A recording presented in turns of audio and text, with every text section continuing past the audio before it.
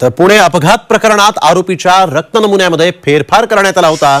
या प्रकरणातील आरोपी डॉक्टर अजय तावरे, डॉक्टर श्रीहरी हळनोर आणि शिपाई अतुल घटकांबळे यांना 5 जून पर्यंत म्हणजेच 7 दिवस पोलीस कोठडी देण्यात आली आहे। कोर्टातल्या सुनावणीत धक्कादायक खुलासाही समोर आलेला आहे।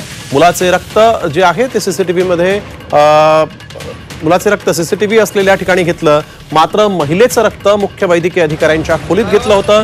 महिलेच्या रक्ताचे नमुने जिथे घेतले तिथे सीसीटीव्ही नाही आहेत, त्यामुळे आता ती महिला कोण होती याचे सीसीटीव्ही उपलब्ध नाही।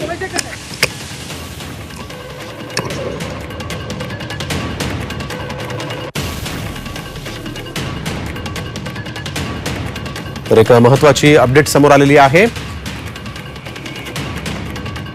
मुलाचे रक्त सीसीटीव्ही असलेल्या ठिकाणी घेण्यात आलं होतं, परंतु ज्या महिलेचं रक्त घेण्यात आलं तिथे सीसीटीव्ही नव्हता, त्यामुळे ही महिला नेमकी कोण आहे हे अद्याप समोर आलेलं नाही।